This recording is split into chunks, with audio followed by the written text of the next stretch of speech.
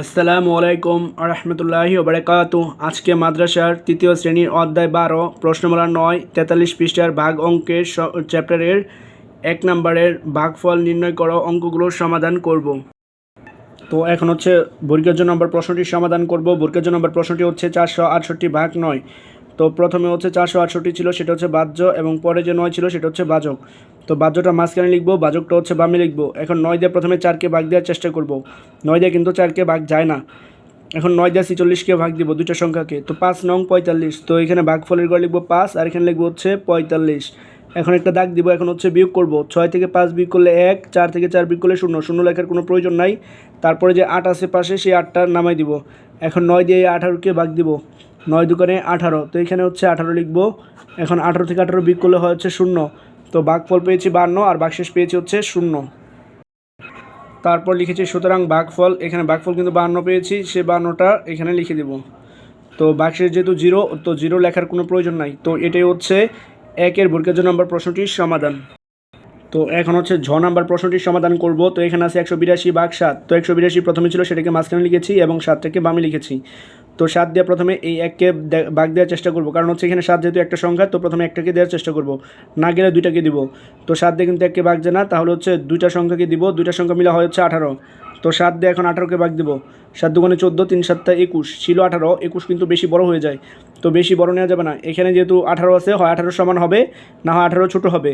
তো 7-এর ঘরের নামটা বলে কিন্তু 18 হওয়ার সম্ভাবনা নাই। তো 7 দুগুণে 14, 3 7 21, বেশি চলে যায়। তো আমরা 7 দুগুণে 14 লিখব। তো 7 দুগুণে 14। তারপর হচ্ছে একটা দাগ দিব। এখন বিয়োগ করব। 8 থেকে 4 বিয়োগ করলে হয় হচ্ছে 4। 1 থেকে 1 বিয়োগ করলে 0। 0 লেখার কোনো প্রয়োজন নাই। বাম পাশে পরে 2 ছিল, 2টা নামাই দিব। যেহেতু উপর থেকে নামাইছি, তাহলে তাদেরকে অবশ্যই ভাগ দিতে হবে। তো 7 দিয়ে এখানে 42কে ভাগ দিব। 6 7 42। তো এখানে হচ্ছে 42 লিখব। এখন 42 থেকে 42 বিয়োগ করলে হবে 0। তো ভাগফল পেয়েছি হচ্ছে 26। তো এখানে ভাগশেষ পেয়েছি 0। 0 লেখার কোনো প্রয়োজন নাই। তো ভাগফল 26 পেয়েছি। তো এখানে আমরা ভাগফল সুতরাং লিখেছি ভাগফল 26। তো এটাই হচ্ছে নম্বর প্রশ্নটির সমাধান।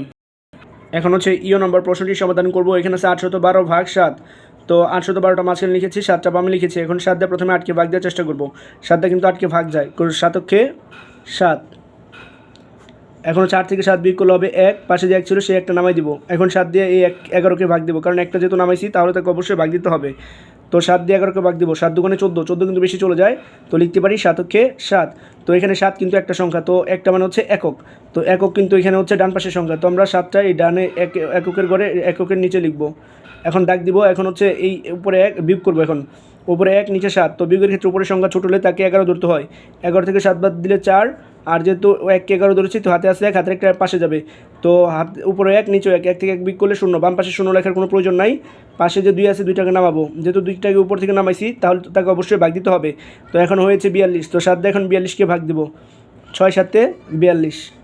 তো 42 থেকে 42 বিয়োগ করলে 0 হবে। তো এখানে ভাগফল পেয়েছি হচ্ছে 116। তো আমরা এখানে ভাগফল লিখবো 116। আর ভাগশেষ যেহেতু 0 পেয়েছি, তো 0 ভাগশেষ লেখার কোনো প্রয়োজন নাই। তো এটাই হচ্ছে নম্বর প্রশ্নটির সমাধান। এখন হচ্ছে নম্বর প্রশ্নটির সমাধান করব। তো নম্বর প্রশ্নটি হচ্ছে 648 ভাগ 8। তো 648 প্রথমে ছিল, সেটাকে মাঝখানে লিখেছি এবং 8টাকে পরে লিখেছি। এখন 8 দিয়ে প্রথমে 6কে ভাগ দেওয়ার চেষ্টা করব। তো 8 দিয়ে কিন্তু 6কে ভাগ যাচ্ছে না, তাহলে হচ্ছে 2টা সংখ্যা নিব। তো 64 হয় 2টা সংখ্যা। তো 8-এর ঘর নামটা বলবো যাতে 64 হয়। 8 8 64। তো এখানে লিখবো হচ্ছে ভাগফলে 8 আর এখানে লিখবো হচ্ছে 64। এখন 64 থেকে 64 বিয়োগ করলে হচ্ছে 0। 0 লেখার কোনো প্রয়োজন নেই। পাশে 8 ছিল, 8টার নামাই দিব। 8টা যেহেতু উপর থেকে নামাইছি, তাহলে তাকে অবশ্যই ভাগ দিতে হবে। তো এই 8 দিয়ে 8কে ভাগ দিব। 8কে 8। তো এখানে 8 লিখে দিব। 8 থেকে 8 বাদ দিলে 0। তো ভাগফল পেয়েছি হচ্ছে 81।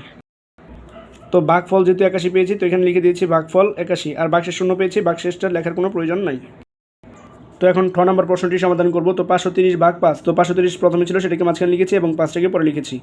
তো এখন 5 দিয়ে প্রথমে এই প্রথম যে 5টা আছে, তাকে ভাগ দেওয়ার চেষ্টা করব। তো 5 দিয়ে কিন্তু 5কে ভাগ যাচ্ছে, 5 একে 5। তো এখন এখানে 5 লিখে দিব। তারপর 5 থেকে 5 বিয়োগ করলে 0। 0 লেখার প্রয়োজন নাই। পরে 3 ছিল, 3টাকে নামাই দিব। তো 3টা যেহেতু উপর থেকে নামাইছি, তাহলে তাকে অবশ্যই ভাগ দিতে হবে। তো ভাগ যাক বা না যাক। তো 5 দিয়ে 3কে কিন্তু ভাগ যাচ্ছে না, তো কী করতে পারি আমরা?